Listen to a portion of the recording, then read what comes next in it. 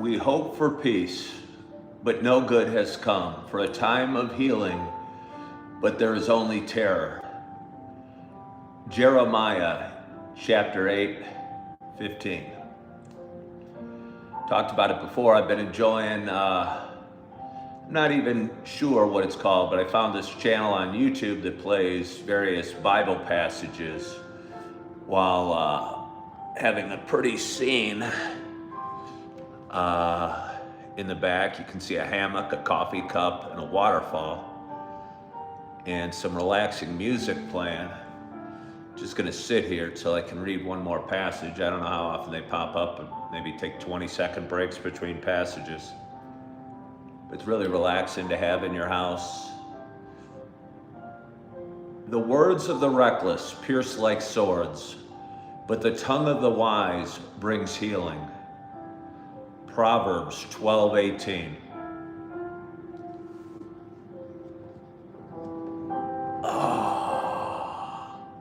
So again, I've really enjoyed it. It's very relaxing. The music's relaxing. The words are nice. The scene's nice. So I've been kind of alternating between this and my fireplace. But either way, thank you so much for joining tonight. My name's Ken Tracy, and I'm getting started a little bit early today. About a month or so ago, I started kind of a little journey in reading of the Bible.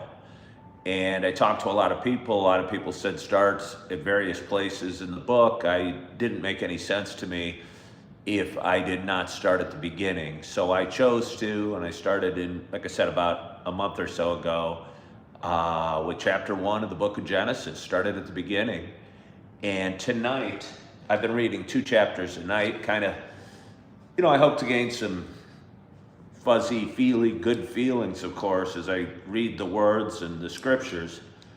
But I also hope to prove to myself that the way to eat an elephant is one bite at a time. And that if you don't look at it as a whole and you break it up into a bunch of small steps, I guess, we can accomplish anything. The Bible's a really big book. It's kind of a hard read. It's 1,000 pages long. And again, I've been reading about 2 chapters a night. And tonight I'm going to read chapter 15 and 16 for you. And I hope you enjoy. Let me get my candle in the camera a little bit. Move it over a little bit. There we go. I hope you enjoy tonight's reading. And again, this is chapter 15 and 16 from the book of Exodus. Chapter 15, the Song of Moses. Then Moses and the people of Israel sang this song to the Lord, saying, I will sing to the Lord, for he has triumphed gloriously. The horse and his rider he has thrown into the sea. The Lord is my strength and my song, and he has become my salvation. This is my God, and I will praise him, my father's God, and I will exalt him. The Lord is a man of war. The Lord is his name. Pharaoh's chariots and his host he cast into the sea, and his chosen officer were sunk in the Red Sea. The floods covered them. They went down into the depths like a stone. Your right hand, O Lord, glorious in power. Your right hand, O Lord, shatters the enemy. In the greatness of your majesty, you overthrow your adversaries. You send out your fury. It consumes them like stubble. At the blast of your nostrils, the waters piled up. The floods stood up in a heap. The deeps congealed in the heart of the sea. The enemy said, I will pursue, I will overtake, I will divide the spoil. My desire shall have its fill of them. I will draw my sword, my hand shall destroy them. You blew with your wind, the sea covered them. They sank like lead in the mighty waters. Who is like you, O Lord, among the gods?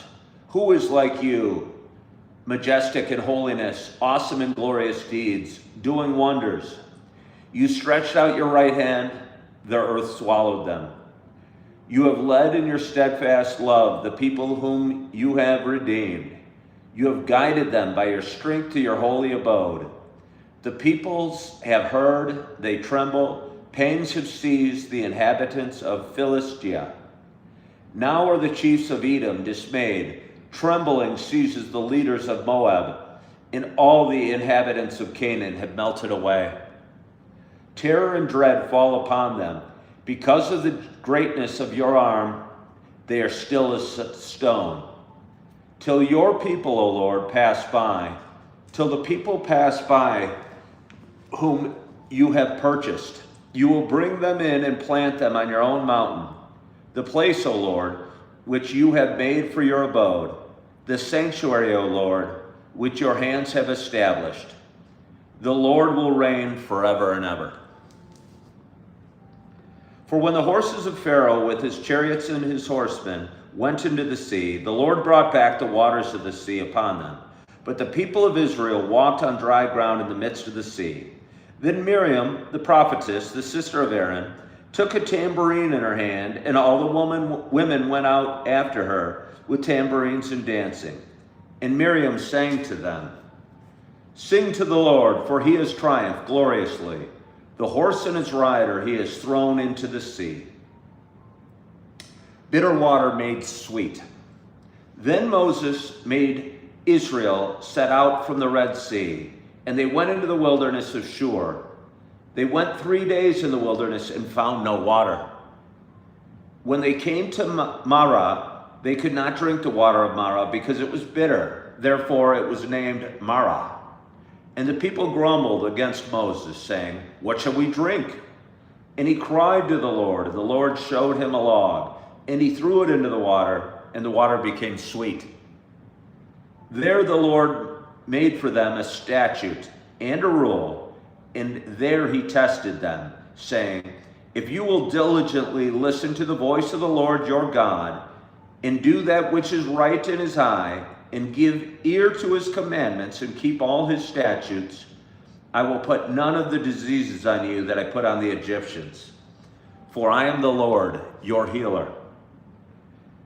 Then they came to Elim, where there were 12 springs of water and 70 palm trees, and they encamped there by the water. Chapter 16, Bread from Heaven. They set out from Elim, and all the congregation of the people of Israel came to the wilderness of Sin, which is between Elim and Sinai, on the 15th day of the 2nd month after they departed from the land of Egypt. And the whole congregation of people of Israel grumbled against Moses and Aaron in the wilderness. And the people of Israel said to them, "Would that we had died by the hand of the Lord in the land of Egypt, when we sat by the meat pots and ate bread to the full. For you have brought us out into this wilderness to kill this whole assembly with hunger."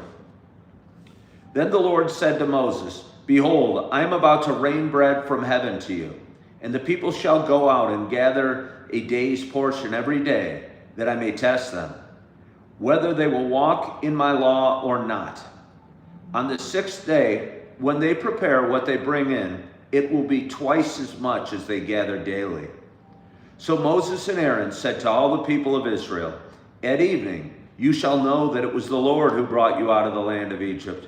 And in the morning you shall see the glory of the Lord, because he has heard your grumbling against the Lord. For what are we, that you grumble against us?"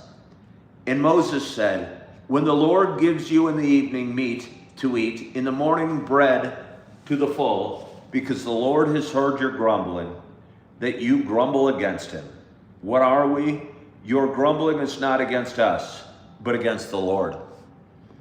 Then Moses said to Aaron, "Say to the whole congregation of the people of Israel, 'Come near before the Lord, for he has heard your grumbling.'" And as soon as Aaron spoke to the whole congregation of the people of Israel, they looked toward the wilderness, and behold, the glory of the Lord appeared in the cloud. And the Lord said to Moses, "I have heard the grumbling of the people of Israel. Say to them, at twilight you shall eat meat, and in the morning you shall be filled with bread. Then you shall know that I am the Lord your God." In the evening quail came up and covered the camp, and in the morning dew lay around the camp. And when the dew had gone up, there was on the face of the wilderness a fine, flake-like thing, fine as frost on the ground. When the people of Israel saw it, they said to one another, "What is it?" For they did not know what it was. And Moses said to them, It is the bread that the Lord has given you to eat. This is what the Lord has commanded. Gather of it, each one of you, as much as he can eat. You shall take an omer, according to the number of persons that each of you has in his tent. And the people of Israel did so. They gathered, some more, some less.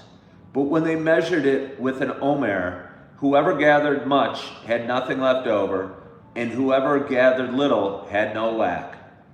Each of them gathered as much as he could eat. And Moses said to them, let no one leave any of it over till the morning. But they did not listen to Moses. Some left part of it till the morning, and it bred worms and stank. And Moses was angry with them. Morning by morning they gathered it, each as much as he could eat, but when the sun grew hot, it melted.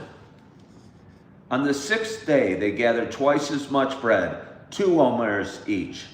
And when all the leaders of the congregation came and told Moses, he said to them, this is what the Lord had commanded.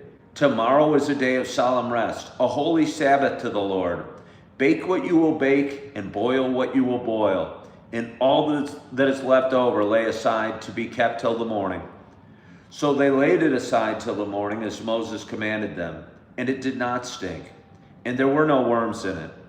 Moses said, eat it today, for today is a Sabbath to the Lord. Today you will not find it in the field. 6 days you shall gather it, but on the 7th day, which is the Sabbath, there will be none. On the 7th day, some of the people went out to gather, but they found none.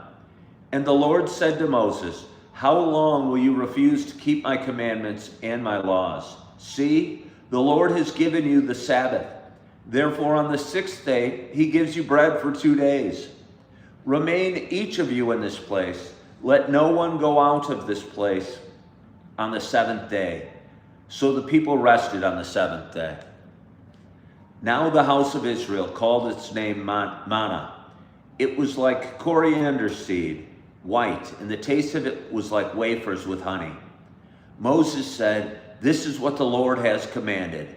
Let an omer of it be kept throughout your generations, so they may see the bread with which I fed you in the wilderness.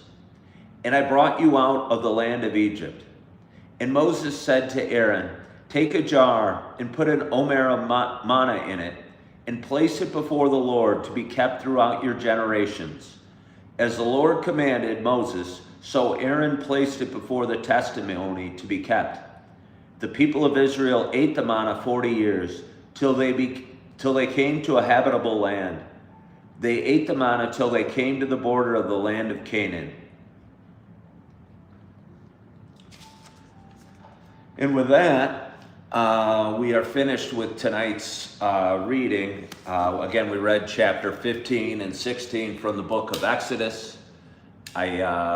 One thing that kind of stood out to me is the bread, which I was expecting to be like magically appear in baskets or whatever, was what seemed to be the aftermath of a dewy evening. And I'm wondering if there's something, 2,500 or 2,800 years ago, or whenever this, however old this part of the Bible is, or a few thousand years ago, I guess. I wonder if something happened in nature on a night when there was these peoples in the wilderness, and somehow, some way, bread was left, or something edible was left at least, after a particularly humid or dewy period. But anyway, I don't know. So anyway, I just want to thank you so much for joining tonight and continuing on my journey as I read 2 chapters a day from the Bible.